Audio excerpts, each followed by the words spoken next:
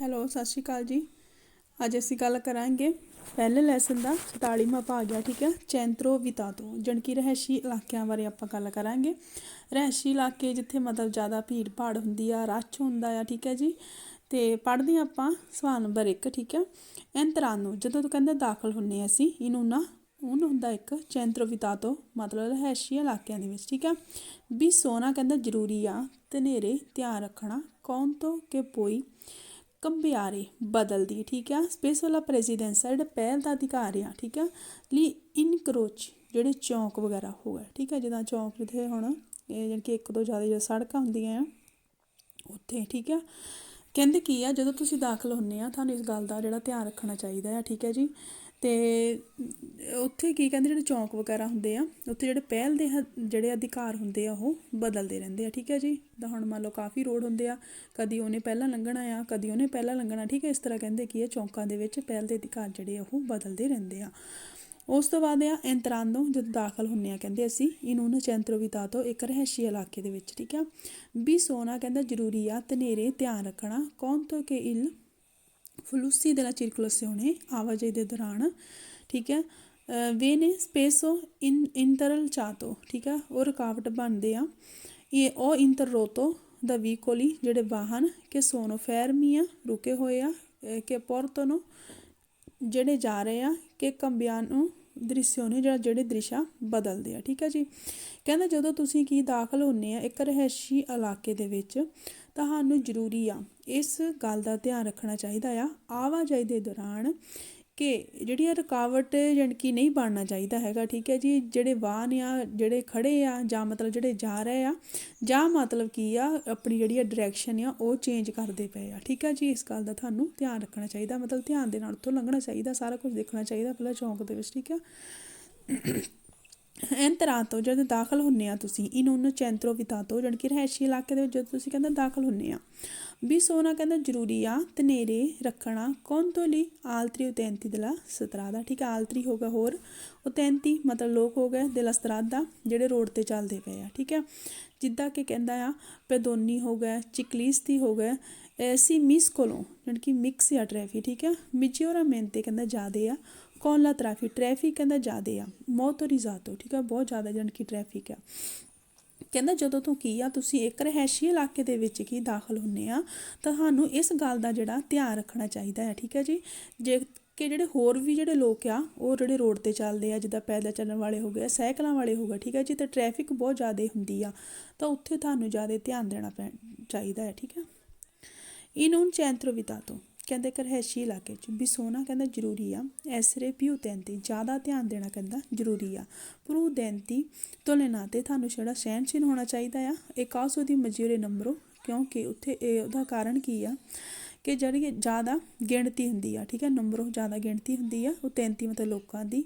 ਇੰਤਰੈਸਕੋਨੋ ਨੈਲ ਐਬੀਐਂਤੇ ਹੁੰਦਾ ਜਿਹੜਾ ਉੱਥੇ ਦਾ ਵਾਤਾਵਰਨ ਹੋ ਗਿਆ, ਰੂਬਾਨਾ ਮਤਲਬ ਸ਼ਹਿਰਾਂ ਦਾ। ਠੀਕ ਹੈ ਜੀ। ਕਹਿੰਦਾ ਕੀ ਆ ਜਦੋਂ ਤੁਸੀਂ ਇੱਕ ਰਿਹਾਇਸ਼ੀ ਇਲਾਕੇ ਦੇ ਵਿੱਚ ਐਂਟਰ ਕਰਦੇ ਆ ਠੀਕ ਆ ਤੁਹਾਨੂੰ ਕੀ ਆ ਉੱਥੇ ਜ਼ਿਆਦਾ ਧਿਆਨ ਦੇਣ ਦੀ ਕਹਿੰਦਾ ਲੋੜ ਹੁੰਦੀ ਆ, ਅਤੇ ਆਪਣਾ ਜਿਹੜਾ ਸੁਭਾਅ ਆ ਉਹਨੂੰ ਵੀ ਸਹਿਣਸ਼ੀਲ ਰੱਖਣਾ ਜ਼ਰੂਰੀ ਹੁੰਦਾ। ਇੱਦਾਂ ਨਾ ਹੋਵੇ ਕਿ ਤੁਹਾਡੀ ਅਚਾਨਕ ਹੀ ਗੱਡੀ ਦੇ ਮੂਹਰੇ ਆ ਜਾਓ ਤਾਂ ਠੀਕ ਆ, ਤੁਹਾਨੂੰ ਜਾਣੀ ਕਿ ਸਹਿਣਸ਼ੀਲ ਆਪਣਾ ਸੁਭਾਅ ਰੱਖਣਾ ਚਾਹੀਦਾ। ਇੱਦਾਂ ਨਾ ਹੋਵੇ ਕਿ ਤੁਸੀਂ ਇੱਕਦਮ ਹੀ ਗੁੱਸਾ ਕਰ ਜਾਓ। ਠੀਕ ਆ, ਅਤੇ ਕਹਿੰਦਾ ਜਾਣੀ ਕਿ ਕੀ ਆ ਕਿਉਂਕਿ ਉੱਥੇ ਜਾਣੀ ਕਿ ਲੋਕਾਂ ਦੀ ਗਿਣਤੀ ਕੀ ਆ ਜ਼ਿਆਦਾ ਹੁੰਦੀ ਆ। ਠੀਕ ਹੈ ਜੀ, ਸ਼ਹਿਰੀ ਵਾਤਾਵਰਨ ਦੇ ਵਿੱਚ। ਐਂਤਰਾਂਦੋ ਦਾ ਦਾਖਲ ਹੁੰਦੇ ਆ ਜਦੋਂ ਆਪਾਂ ਇਹਨਾਂ ਨੂੰ ਚੈਂਤਰੋ ਵਿਤਾਤੋ ਰਿਹਾਇਸ਼ੀ ਇਲਾਕੇ ਦੇ ਵਿੱਚ ਕਹਿੰਦਾ ਜਦੋਂ ਆਪਾਂ ਦਾਖਲ ਹੁੰਦੇ ਆ। ਠੀਕ ਆ, ਵੀ ਸੋਨਾ ਕਹਿੰਦੇ ਜ਼ਰੂਰੀ ਹੁੰਦਾ ਆ, ਕੌਂਤੀਨੁਆਰੇ ਮਾਨ ਧਨੇਰੇ ਰੱਖਣਾ। ਠੀਕ ਹੈ ਜੀ, ਲਾ ਕੌਨਚੈਂਟਰਾzione alla guida ਜਦੋਂ ਆਪਾਂ ਡਰਾਈਵਿੰਗ ਕਰਦੇ ਹਾਂ। ਠੀਕ ਆ, anche si potrebbero aumentare ਹੁੰਦਾ ਵਧਾਉਣਾ, motivo per distrarsi। ਠੀਕ ਆ, ਧਿਆਨ।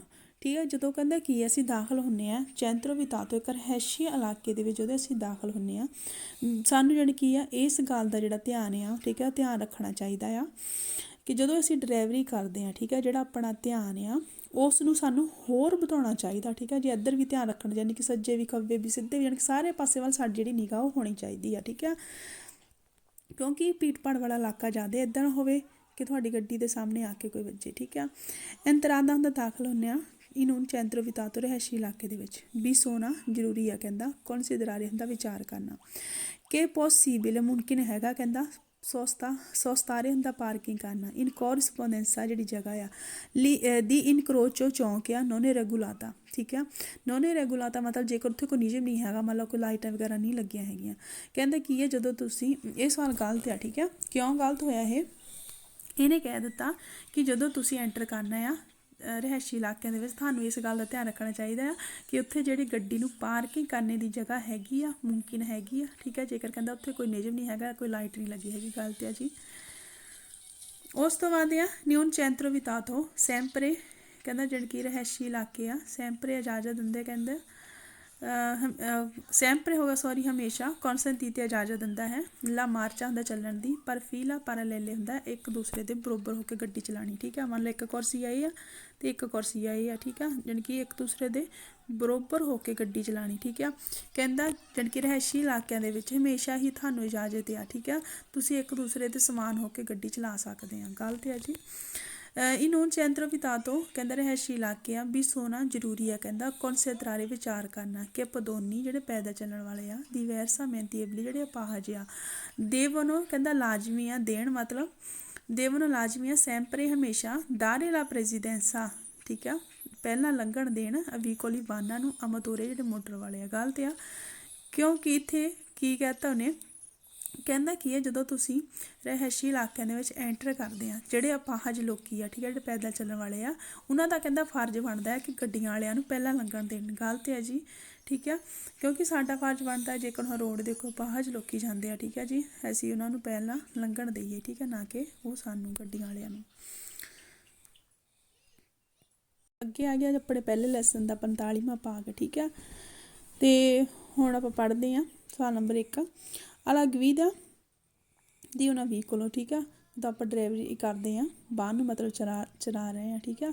ਇਲ ਕੌਂਦੂਚੈਂਤੀ ਜਿਹੜਾ ਡਰਾਈਵਰ ਆ ਦੇਵੇ ਲਾਜ਼ਮੀਆਂ ਪ੍ਰਸੇਦਰੇ ਹੁੰਦਾ ਅੱਗੇ ਵਧਣਾ ਆ ਬਾਸੋ ਬਲੋਚਿਤਾ, ਠੀਕ ਆ ਜੀ।